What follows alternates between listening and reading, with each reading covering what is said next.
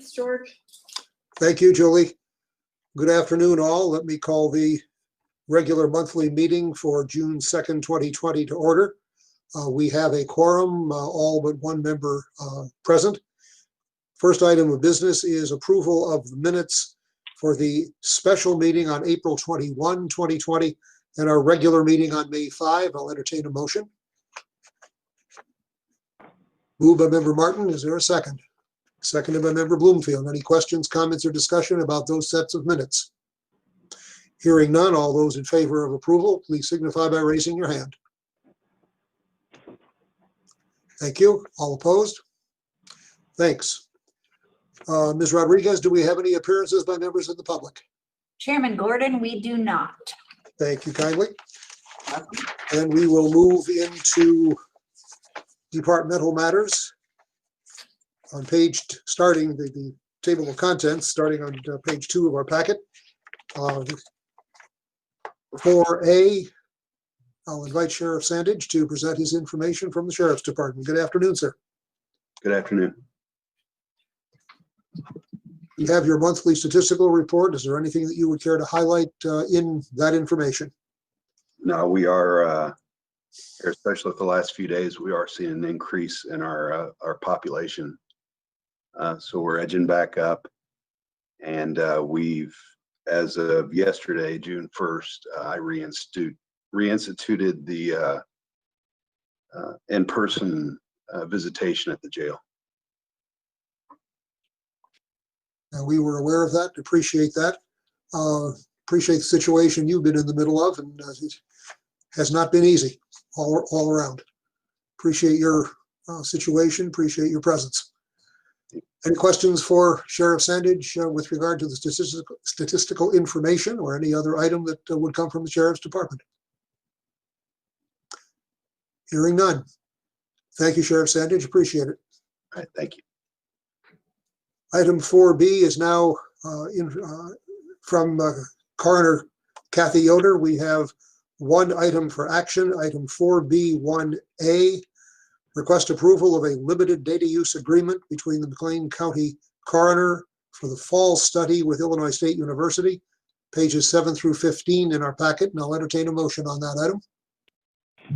Moved by Member Schaefer, seconded by Member Bloomfield. Coroner Yoder, would you care to elaborate briefly on what this agreement is designed to accomplish and how we're going about it?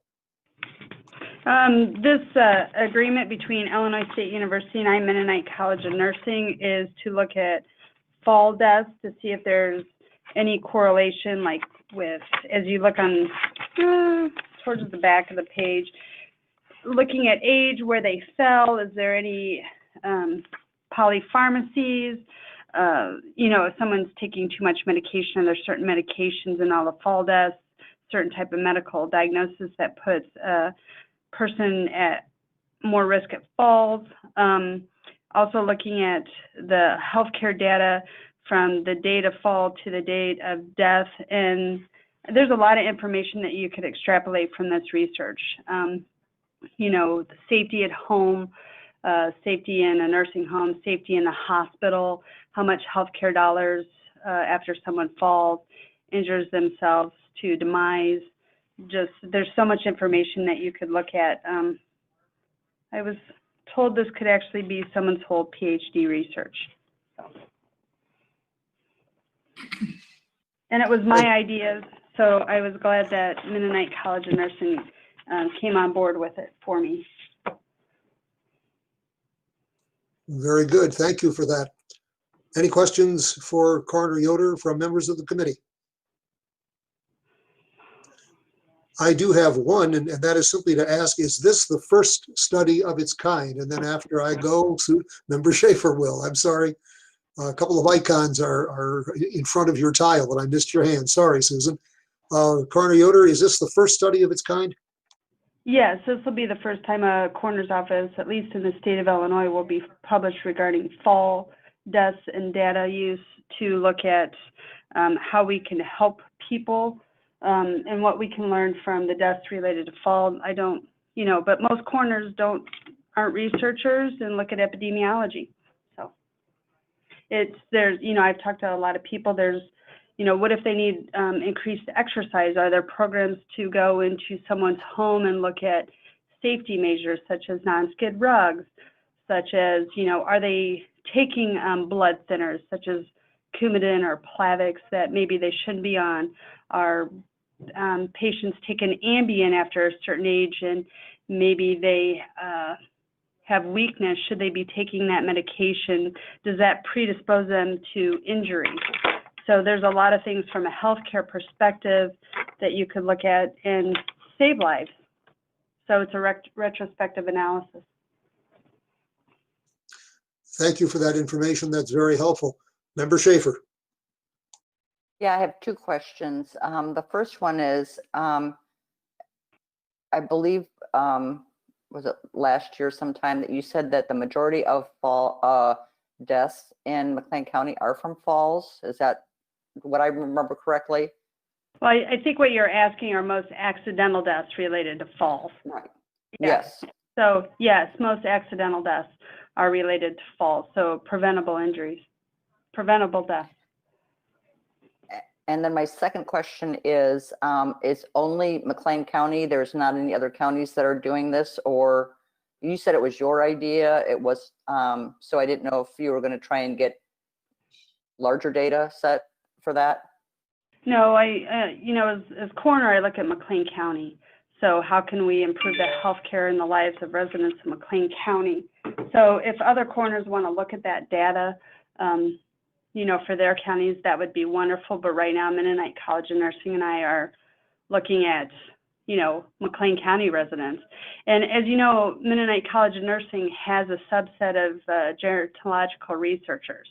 And since most of the falls are related to the elderly population, average age is 84 years of age, how can we improve healthcare and how can we improve lives of our elderly in our community, which I think is a wonderful thing.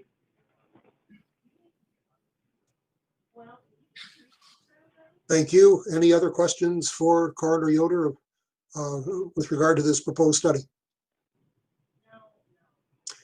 Hearing none, I think we're ready to vote. The chair will vote. All those in favor of approving the limited data use agreement, please raise your hand.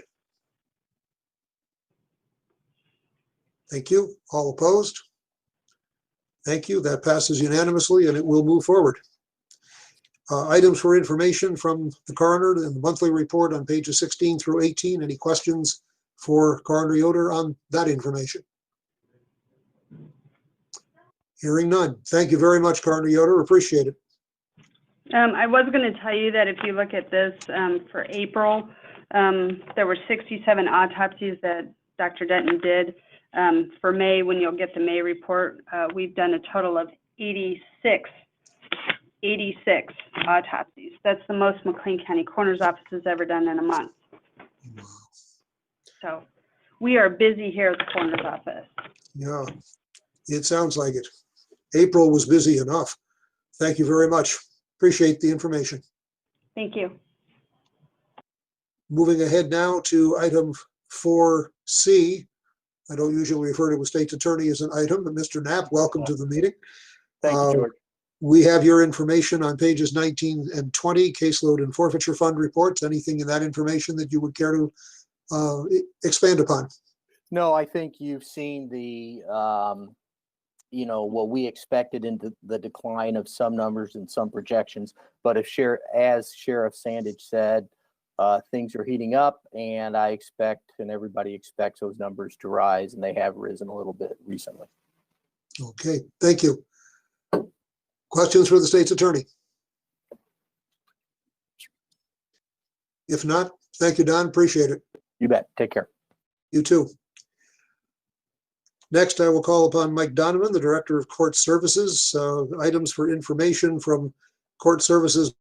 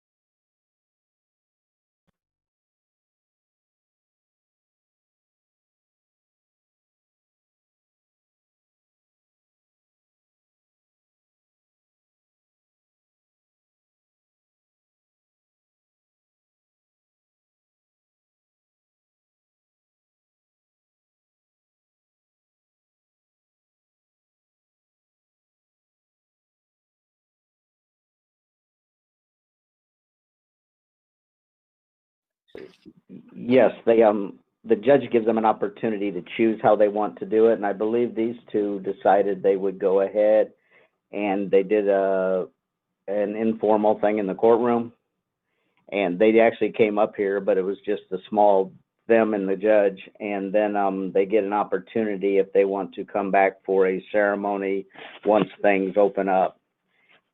With the other problem-solving courts, I think they're doing the same idea, is letting people discharge if their time is up and complete, but without all the pomp and circumstance.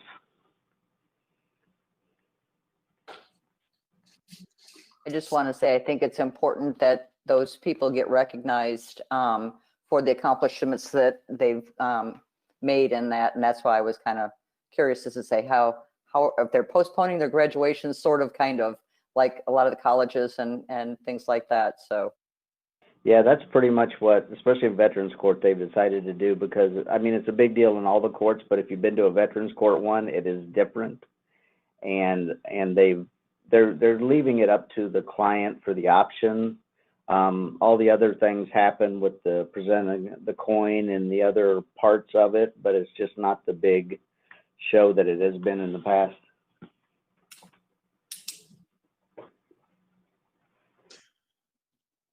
Thank you for the information, Mike, and appreciate the question, Member Schaefer. Other questions for Mr. Donovan at this time? Hearing none. Thanks very much, Mike. Appreciate it. Thanks much. Have a good evening. And you too. I'll invite Mr. Everhart, the Clerk of the Circuit Court, for his monthly statistical reports. We have those on pages 27 through 34 in our packet. Welcome, Mr. Everhart. Do you have any information that you'd like to particularly spotlight in your information this month?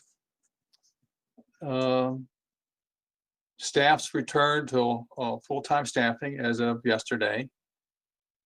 We've got a lot to get caught up with. As far as the report, nothing to add to that. Thank you. Any questions for Mr. Everhart? Very good. Thanks, Don. Be well. Thank you. Same to you. Thanks. Next on our agenda is Ms. Barnes, the public defender. Hello. Has she connected in? Yes, she has. Good Hello, afternoon. how are you? Fine, thank you. Welcome. We have your, go ahead. I have always listened in, even when I did not call. I've been watching the justice meetings every month, as well as the county board meetings, and I can't wait till we get back to some sense of normalcy where we can all be in the same room together. That would be nice. You're not alone in that, anywhere near. Your caseload report on pages 35 through 37 in our packet. Do you have anything particularly to point out to us? I do not. Me and my staff I had an excellent staff that worked well throughout this COVID scare. We're, of course, back up and running. We actually were never really down. And me and my attorneys and staff are just getting ready to have some of these trials in the next month and get back to work. Very good. Questions for Ms. Barnes from any member of the committee? If not, thank you very kindly, and we'll look forward to seeing you literally sometime soon, I hope. All right, everybody stay safe. You too. Thank you. We'll call now on Molly Evans, the director of the Children's Advocacy Center. Monthly statistics from the center on pages 38 through 42. Welcome, Ms. Evans. How are you? Hello, how are you? Good, thank you. Anything in the monthly information that you would care to highlight? No, I would just say that our numbers are they are lower than over the past 2 months. CACs throughout the state are kind of expecting a surge at some point of interviews to be coming in. So we are prepared for that. Like many other departments, we have still continued to run this entire time, just doing things a little bit different. There has been some good that's come out of it. We've started doing teletherapy. Our therapists are doing that. So that's something that we will continue even when we get to go back to being face-to-face, to be able to provide services to those in more rural communities. So that's been a plus. Our CASA program is working on developing a training that they will be able to use, a virtual training. So this has really pushed us to get things done in a different way, but I think in the long run, it's going to be better. Very good. Thank you for that. Are there any questions for Ms. Evans from members of the committee? If not, thank you for the information and stay well. Thank you. You all do the same. Thanks. We move now to the report from Camille Rodriguez, County Administrator. Ms. Rodriguez, welcome. Hello, Mr. Chairman. We have a couple of items, the first of which is approving the critical hire requests that are the request and documentation, pages 43 to 44. Take it away. Thank you, Chairman. And I would like to note to you and to the rest of the committee that even though item H1A is under items presented for information, we did use the word approve, and so it is technically actionable. So we apologize for any confusion, but we've checked with Ms. Woods and we are good to go as that is actually something we need you to approve. I will say that on pages 43 and 44 of your packet, there is a critical hire request for your consideration. And Mr. Scanlon is actually here in the room with us at the Government Center. He would be able to answer any questions that the committee has relative to this hire. Thank you for that. And I thought I saw Mr. Scanlon walk in. Good. Yes. So we need to begin. We need to pick up after Ms. Rodriguez's indication that this is an action item. First, I'll entertain a motion to approve the critical hire request. Moved by Member Bloomfield, seconded by Member Wendt. Questions, comments, or discussion? Keeping in mind that Mr. Scanlon is here as well as Ms. Rodriguez. Member Schaefer.